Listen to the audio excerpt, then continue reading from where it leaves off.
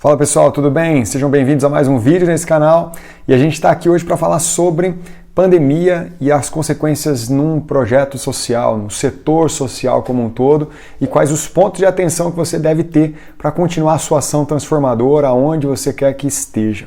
Antes da gente começar a falar sobre o assunto literalmente, se você ainda não é inscrito no canal, se você está aqui no YouTube ainda não se inscreveu, se inscreve, aperta no botão vermelho aqui, ativa o sininho de notificações também para receber os alertas de vídeo novo. Se você está assistindo no Facebook, curte, compartilha, comenta, deixa a sua dúvida, sua sugestão de outros vídeos e também compartilha com seus amigos para que esse vídeo chegue em mais e mais pessoas, tá bom? Vamos lá então, pessoal. O impacto da pandemia nos projetos sociais. A gente tem um número, eu fiz algumas pesquisas ontem, então não sei que dia que você vai ver esse vídeo, mas a gente está aí mais ou menos na segunda quinzena de junho de 2021. Foi nesse período que eu fiz essa pesquisa, dia 22 de junho de 2021. Os números aumentam todos os dias, então só para você não assistir e ver, tá muito defasado. 22 de junho de 2021, os dados, por exemplo, da Universidade de Johns Hopkins. Eu fiz um recorte pensando no mundo, pensando no Brasil e pensando nas ONGs, para facilitar para vocês então um entendimento que vai ser o contexto, a introdução daquilo que a gente vai falar no final desse vídeo, sobre os aspectos mais práticos dentro do nosso trabalho nos projetos sociais. A situação do mundo hoje, então, de acordo com a Universidade de Johns Hopkins, que é a nossa fonte, o número de casos de Covid-19 hoje já estão em 178.912.855 pessoas. Então, quase 179 milhões de pessoas que já foram contaminadas e foram contabilizadas oficialmente.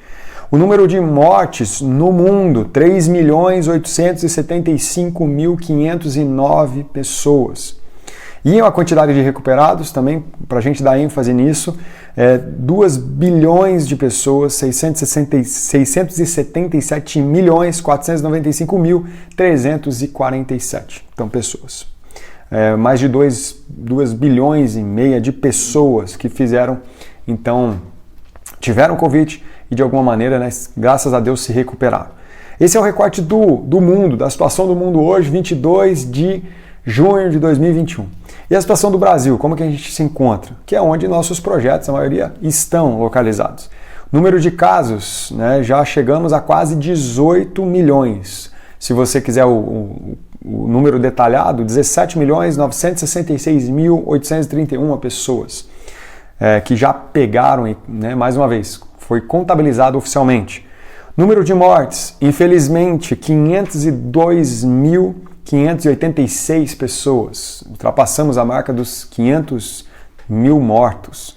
A quantidade de recuperados, também importante aqui no Brasil, já 16.288.392 pessoas.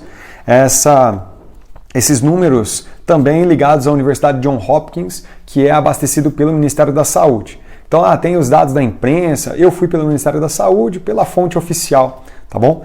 Então, por isso que são esses, pode talvez estar um pouquinho diferente do que esses da imprensa que saem na televisão.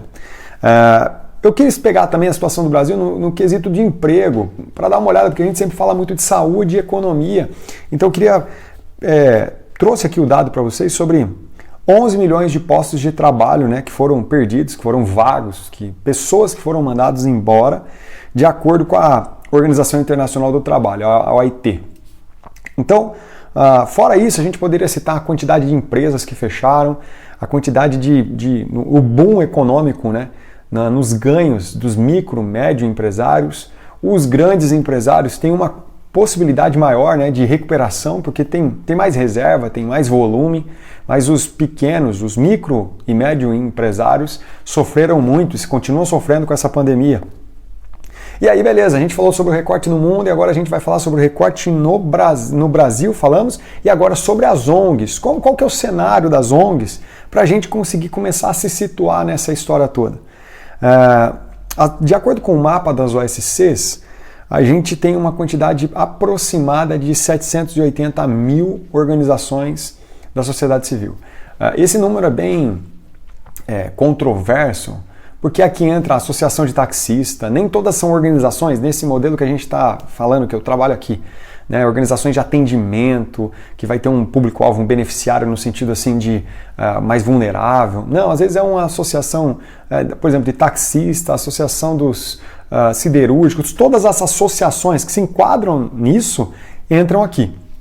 Então, de acordo com o IBGE, tem um número aí de 200 e poucas mil, mais para esse caminho do projeto social lá da comunidade, de um sentido assim mais comunitário mesmo. Mas temos esse número oficial do mapa das OSCs. Então, a gente tem aí entre 237 e 240 mil até quase 800 mil associações, instituições. Então, nós temos um número grande. Vamos pensar dessa forma. Existem muitas delas que fecharam no meio da pandemia, né, que pararam as suas atividades. A gente não tem ainda um número oficial sobre isso, mas existem, assim como as empresas, várias organizações que fecharam baseados nesse mundo difícil que a pandemia trouxe, né, dificuldade de captação, dificuldade de manter os atendimentos. Então tudo isso fez com que as organizações, muitas delas, fechassem. Um dado que tinha no Paraná, né, eram milhares e milhares de ONGs que tinham fechado em 2020 por causa da pandemia. Então, se você for pensar isso, milhares de ONGs fecharam, milhares e milhares de pessoas ficaram sem atendimento. Mas também tem notícia boa nessa história, que é dos valores que foram doados, né, que foram arrecadados durante a pandemia, não só por organizações de pequeno e médio porte, mas também para tratamento da Covid. Então, tudo que foi doado, qual que é o nível de solidariedade que a gente encontra nas organizações, de acordo com o monitor das doações da ABCR, Associação Brasileira de Captadores de Recursos. Então, a gente chegou agora no mês ali de maio, final de maio, a 7 bilhões de recursos financeiros doados por pessoas físicas, pessoas, né, de grandes empresários, tudo isso.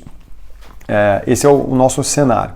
Então nós temos uma grande quantidade de ONGs, temos uma grande quantidade, né, um bom percentual de ONGs que estão fechando, mas ao mesmo tempo a gente tem uma solidariedade que foi maior no começo da pandemia e obviamente foi caindo pelo fato de que o dinheiro está ficando mais escasso.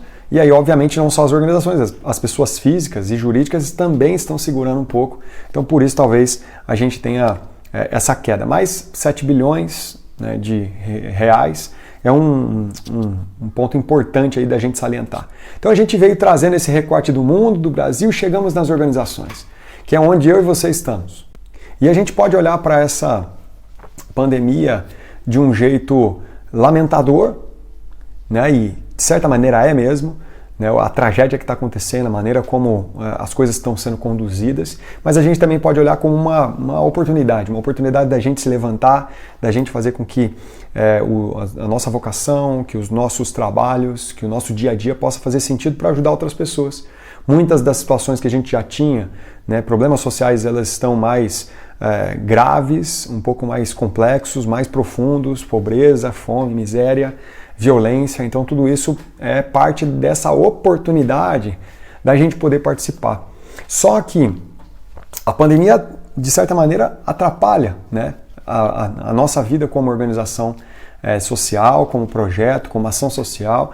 Hoje a gente vê um movimento muito maior de ação social, né, até por parte das próprias organizações que têm CNPJ, que estão formalizadas e trabalhavam de algum outro jeito e hoje estão, de certa maneira, atuando mais com assistencialismo para prover o sustento, prover cesta básica, prover as coisas mais básicas, literais para os seus beneficiários, porque não conseguem atender da mesma forma que atendiam antes. Mas a gente vai discutir então aqui quais são os pontos de atenção, né, e aonde que a gente pode chegar nessa história pensando em quem foi impactado. Será que só foi o CNPJ da organização? Quem foi impactado? Eu separei aqui cinco áreas, entre aspas, que a gente pode citar que foi impactado pelo Covid-19 e como que a gente pode pensar em alternativas para que isso possa ser melhorado. A primeira, quem foi mais impactado nessa história foram os próprios beneficiários, né? Os beneficiários eles chegaram até o teu projeto porque tinham alguma fragilidade, alguma vulnerabilidade, seja lá qual for, não somente financeira, mas outras vulnerabilidades. Ao chegar a pandemia, o que aconteceu? Muitos tiveram os seus atendimentos, então, cortados. Passaram a não ser mais atendidos, porque a organização teve que fechar as portas, não podia mais ter atendimento direto, por exemplo, você que trabalha com crianças e adolescentes, e tem atendimento de oficina socioeducativa, no contraturno escolar, já não consegue fazer isso. Talvez, desde o começo da pandemia, você nunca mais fez. Ou se fez, está fazendo de outra forma. Mas os beneficiários ficaram sem o atendimento. Os beneficiários ficaram sem esse cuidado. Né? E aí, obviamente, você vai falar para mim, mas a gente está junto, a gente está ligando. Beleza, mas é diferente. A maneira como eles, talvez o cuidado, a segurança que aquele momento dava para um pai, para uma mãe, de ter o seu filho dentro da organização e ter aquele tempo para poder trabalhar um pouco mais tranquilo, para buscar alguma oportunidade, para fazer alguma coisa que pudesse gerar um pouco mais de renda, alguma coisa que gerasse um pouquinho mais de qualidade de vida para eles, nesse momento não tem.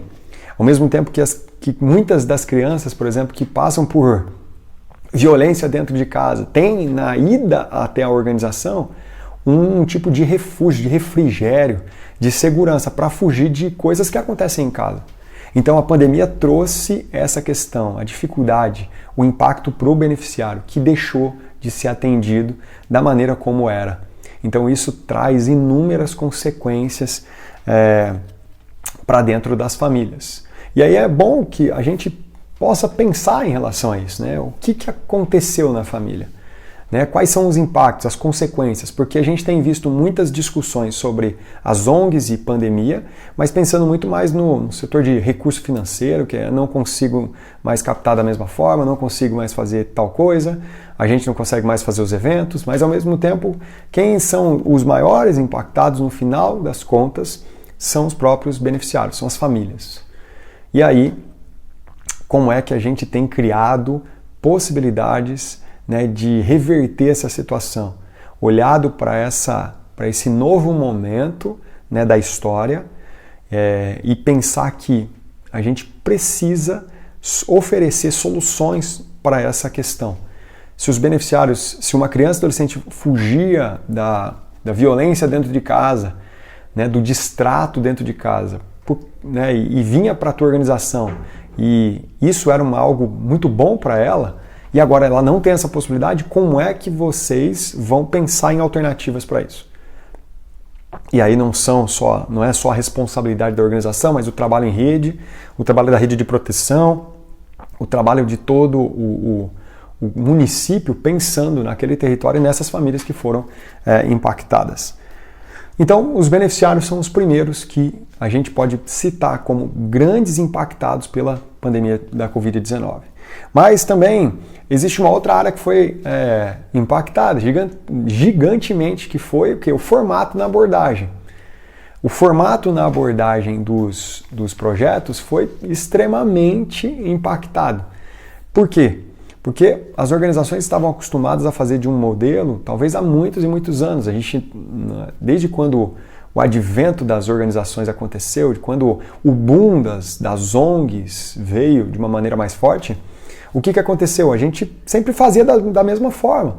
Então, o atendimento presencial, ou aquele tipo de atendimento presencial, o formato era sempre muito padrão, muito padrão. Eu trabalho no setor há muito tempo e posso atestar isso. A maneira como a gente pensa os atendimentos é sempre muito, muito parecido. A gente nunca foi por um lado de a gente pode fazer alguma coisa online, a gente pode pensar em fazer isso. Por quê? Porque o padrão se mostrava dessa forma. Então a gente tinha um viés de atitude, de abordagem e permanecia naquilo sem pensar que um dia a gente pudesse ter um pouco mais de dificuldade nesse tipo de atendimento. Então, hoje a gente tem as possibilidades de ser online, né, ou de ser híbrido. Existem muitas e muitas dificuldades em relação a isso. As organizações, por exemplo, às vezes não têm suporte técnico, tecnológico, para poder oferecer uma solução de atendimento via internet. Às vezes as próprias famílias não têm acesso à internet, dependendo do lugar que você atua. Algumas organizações estão tentando fazer híbrido, né? Então, que nem as escolas, uma turma vai numa semana, as outras ficam em casa, ou recebem algum tipo de conteúdo para fazer em casa. Então, você faz uma aula de balé, então naquela semana você está recebendo algum tipo de exercício de balé para você fazer na sua casa. Então, tem várias tentativas, mas a maioria tem patinado muito porque não conseguiu pensar em novas alternativas. E a grande questão é, se o formato de abordagem, se você depende apenas de um formato de abordagem, pode ser que a tua organização está com validade, né, está com prazo de validade. Porque o mundo não necessariamente vai mudar tão rápido assim. A gente tem uma quantidade de vacinas que a gente está pensando que até setembro, outubro, todo mundo vai estar vacinado.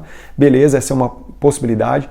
Mas a gente não sabe exatamente depois como que isso vai se dar. Não é todo mundo vacinou, de repente, então voltamos, todo mundo vai fazer turmas com 20, 30 alunos numa sala para fazer uma oficina esportiva, cultural, seja lá o que for, e tá tudo certo. Eu acredito que a gente vai ter um tempo, né, de readaptação, um tempo de olhar para essas abordagens, para esse mundo, ver como que a vacinação vai trazer consequências positivas então, ver os números baixando, para depois pensar nessas situações de volta ao parecido, né, do que a gente fazia. Ao normal, não sei, mas ao parecido. Então, é hora de pensar nesse tipo de abordagem diferente, né, e não só por causa da pandemia. A pandemia acelerou, mas a gente já devia ter feito isso. A gente já devia pensar em formatos novos de atendimento, mas não necessariamente a gente acabou fazendo isso. Então, isso foi uma área também que foi muito impactada. Em terceiro lugar, óbvio, agora chegou na crista da onda, que é a captação de recursos. A captação de recursos foi muito prejudicada pela pandemia da Covid-19. Eu entrei numa organização para trabalhar um pouco menos de 2 meses antes de estourar a pandemia no Brasil, né, ali no mês de março de 2020, e dentro de um setor de captação de recursos, e a gente viu como as receitas decaíram rapidamente. E óbvio que a gente vai ver acontecer isso porque as organizações são uma consequência, né, elas estão dentro do mundo, dentro desse movimento de pessoas, um movimento econômico. Só que a grande questão que eu sempre digo é que se for para ter algum tipo de doação, se você for pensar em doar para alguém e você está apertado, e você está sem muito dinheiro e tal, a primeira coisa que você vai cortar é a própria doação. Então você vai pagar suas contas primeiro, vai pegar ali o básico que você tem, né, se sobrar alguma coisa você oferece de doação. E eu não estou generalizando porque muito da generosidade acontece nos momentos mais difíceis. Então você compartilhar aquilo que você tem, mesmo que não necessariamente esteja tudo tranquilo na tua casa, com todas as contas pagas, mas os valores de generosidade, né, estão, como eu falei para vocês, estão aí dentro desse movimento da pandemia.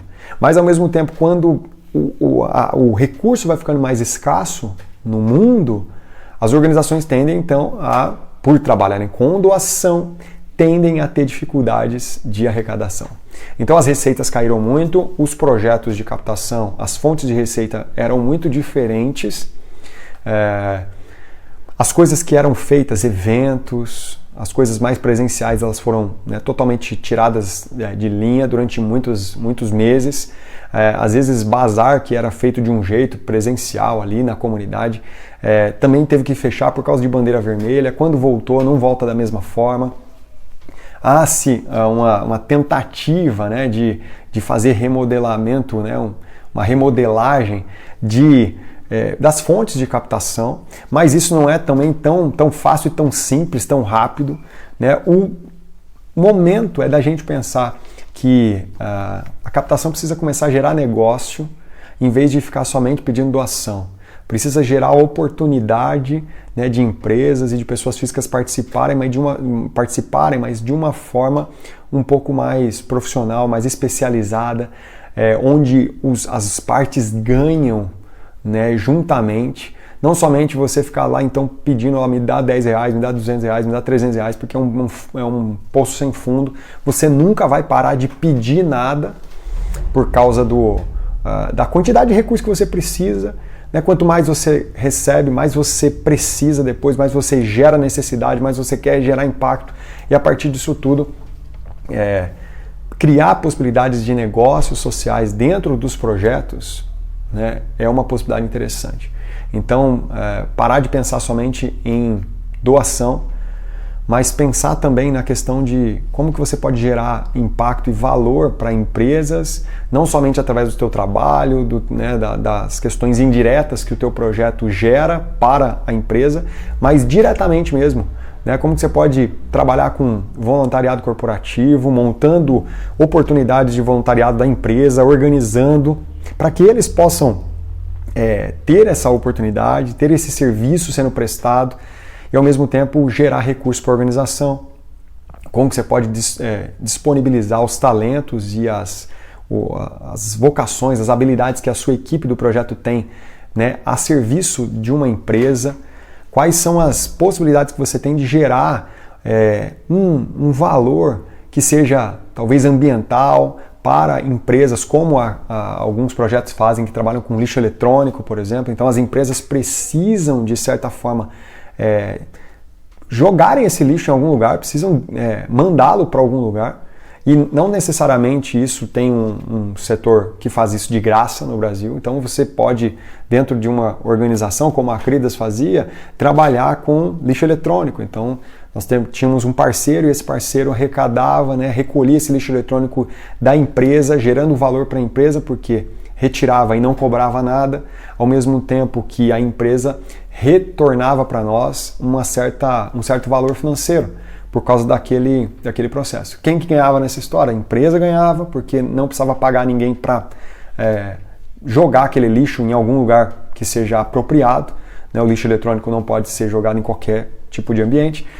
A empresa parceira que trabalha com reciclagem, né, com logística reversa, também ganhava, e a organização ganhava. Por quê? Porque tinha o seu recurso financeiro sendo arrecadado. Mas todo mundo, né, gerando valor para todo mundo.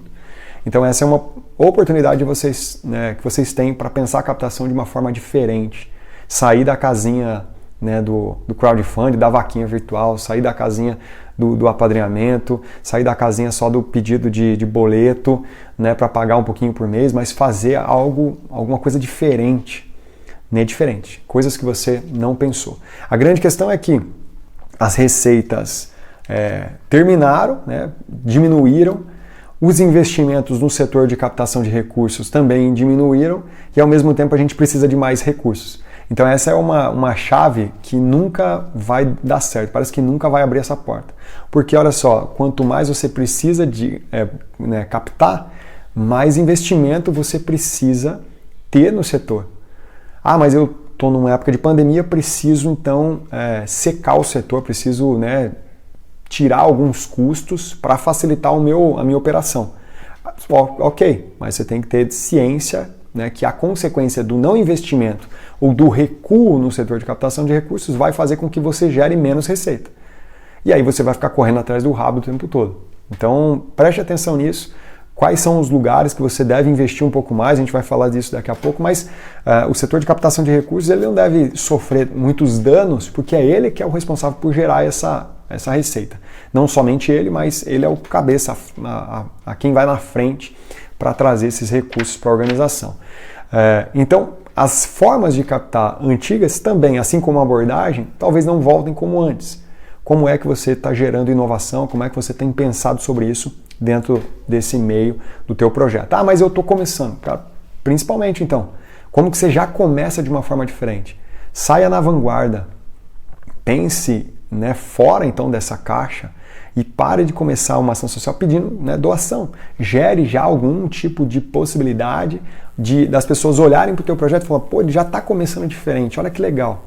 Olha como ele pode, de alguma maneira, modificar o jeito de ser sustentável, e fazer com que o projeto ande com as próprias pernas, e gere valor além dos seus próprios beneficiários. Uma outra Um outro impacto que aconteceu foi os custos, né? Não somente as receitas foram impactadas, mas os custos das organizações também foram impactados. Por quê?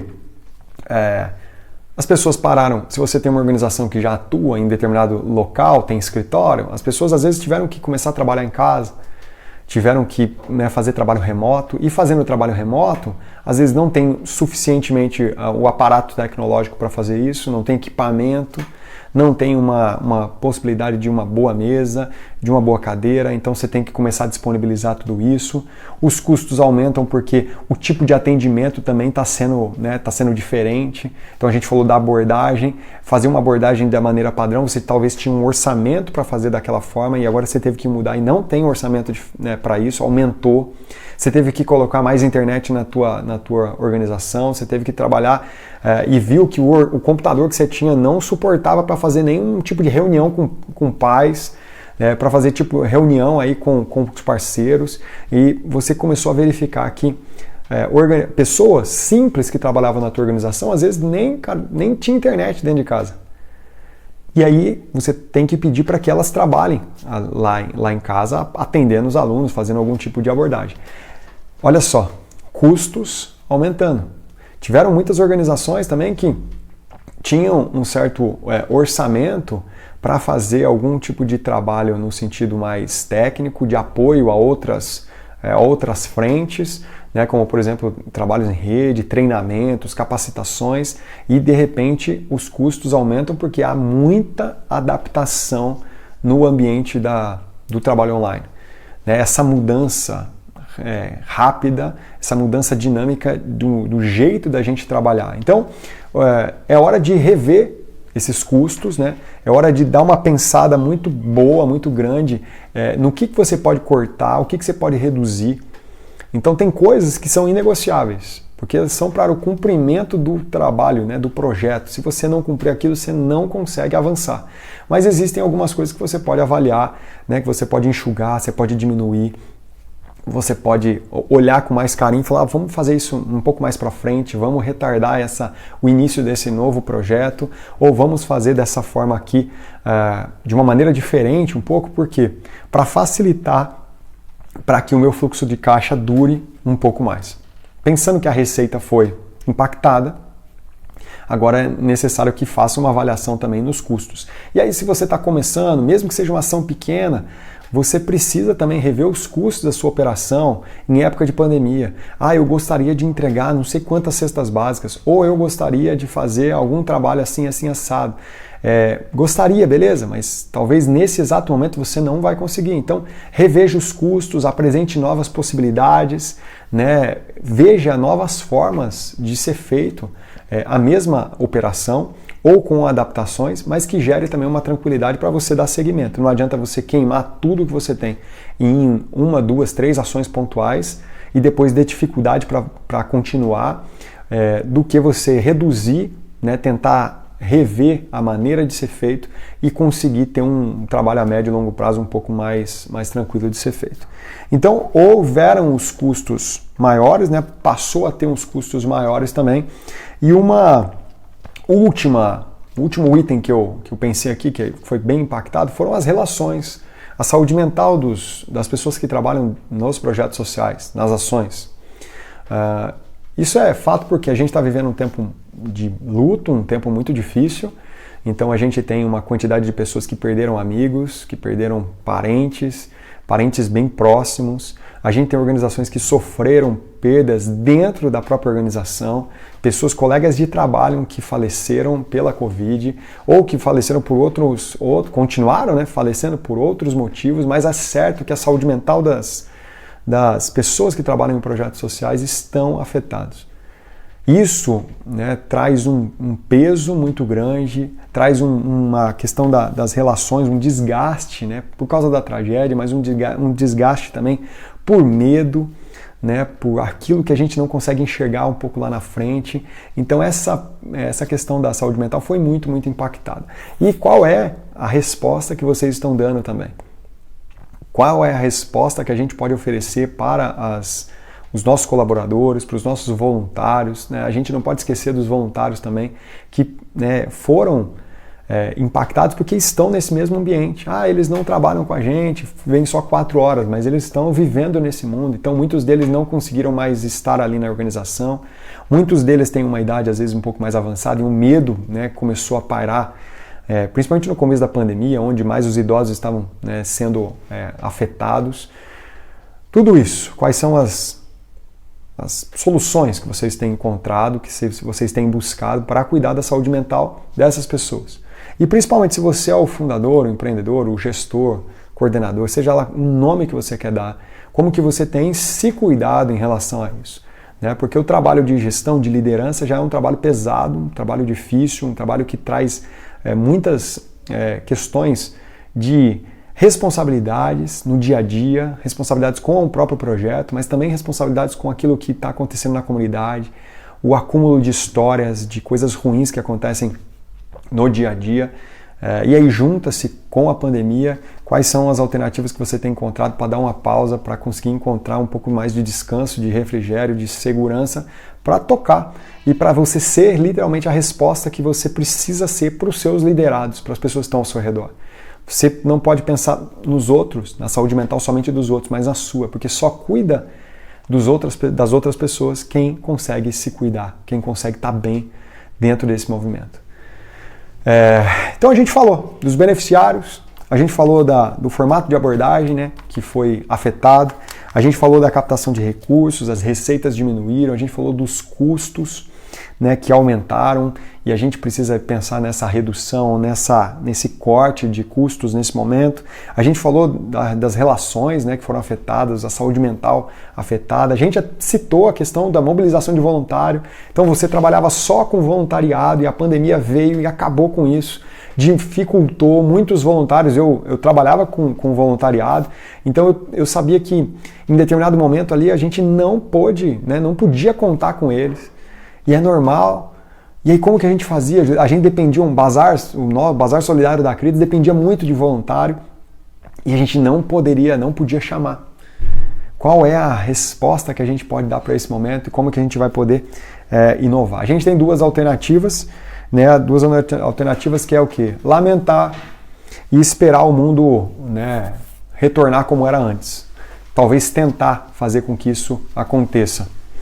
Ou a gente trabalhar, né, usar esse tempo para acolher, para planejar, para se organizar, para sair do próprio amadorismo, para trazer um pouco mais de profissionalização para dentro dos projetos, para começar uma ação social que já seja mais impactante, mais excelente naquilo que faz. Você tem essas possibilidades. E talvez o toque mais importante, né, de tudo isso, a gente, né, trouxe algumas observações, como que isso pode ser feito na prática, né? Se as receitas estão diminuindo, se a captação de recursos está afetada, se os custos, né, estão aumentando, se a abordagem está difícil, mas os beneficiários precisam do atendimento, como é que você pode fazer com que isso, né, seja minimizado? Mais uma vez voltamos ao trabalho em rede. O trabalho em rede na pandemia é talvez a saída mais clara e mais eficiente para que as pessoas que a gente atende possam continuar sendo desenvolvidas, possam continuar sendo transformadas por aquilo que a gente faz. Mas quando a gente pensa em trabalho conjunto, um vai suprindo o gap do outro, um vai suprindo as dificuldades do outro, um vai fazendo o que o outro pode ou o que o outro não pode, e nesse movimento de complementariedade o impacto vai acontecendo. Se você quiser e tem a dificuldade de trabalhar de forma coletiva, essa pandemia vai trazer muito mais peso para você, muito mais dificuldade. Mas ao mesmo tempo, se você tem facilidade e quer buscar, né, o protagonismo da comunidade, quer buscar, né, o resultado que vocês tanto almejam, pensando nos beneficiários, e se abre para trabalhar, né, com o município, outras organizações, comércios, e junta uma quantidade de gente que quer fazer o bem, a chance de vocês saírem da pandemia com mais êxito é muito melhor. E para terminar, nós não voltaremos, eu não acredito que a gente vai voltar no modelo de projeto talvez que a gente tinha antes. Então é um espaço também para inovação. além da organização, do planejamento, da profissionalização, está na hora da gente inovar mais uma vez, né? De pensar novos formatos, a gente falou sobre isso, novos formatos de captação, novos formatos de custos, novos formatos de atendimento, novos formatos de chegar com a nossa mensagem para os beneficiários. E para isso acontecer, a inovação acontecer, tem várias ferramentas que você pode utilizar, mas principalmente tem que escutar a própria comunidade. Né? Mais uma vez, ter a participação da comunidade como fundamental para sair dessa pandemia, porque eles estão passando diretamente por essas questões. Então nós juntamos as nossas dificuldades, né, o nosso raciocínio para tentar sair disso, com o raciocínio dos beneficiários, como que eles têm se comportado nisso. E a partir dessa questão a gente cria soluções inovadoras e faz com que os projetos avancem. Então a gente pode lamentar, como a gente pode expandir, exponenciar as nossas ações e os nossos resultados. Aí depende de vocês e depende daquilo que vocês vão fazer conjuntamente aí, tá bom? Esse foi um bate-papo rápido sobre pandemia, o impacto da pandemia nos projetos sociais, nas organizações, e eu espero que tenha ajudado você de alguma forma, trazer reflexões, não só respostas, mas perguntas que você pode fazer para você mesmo, para a tua equipe, e que a partir desse vídeo você possa conseguir encontrar as soluções para o seu público, para a sua comunidade, da forma como você achar que é o mais necessário nesse exato momento. E a gente torce para que a pandemia acabe logo, que a gente consiga sair desse movimento trágico, da quantidade de mortos por isso, mas enquanto isso não acaba, a gente se levanta e a gente continua sendo resposta para esses tantos dilemas que a gente encontra por aí, tá bom? Um abraço, mais uma vez, se você ainda não se inscreveu no canal aqui, ativa, né? Então clica no inscrever-se, ativa o sininho de notificação, compartilha esse vídeo, deixa o seu like. E se tiver alguma dúvida, alguma sugestão de conteúdo, deixa aqui embaixo também. Vai ser um prazer responder para você e criar os conteúdos que você tanto precisa aí para a tua organização. Tá bom, gente? Um abraço para vocês e até a próxima.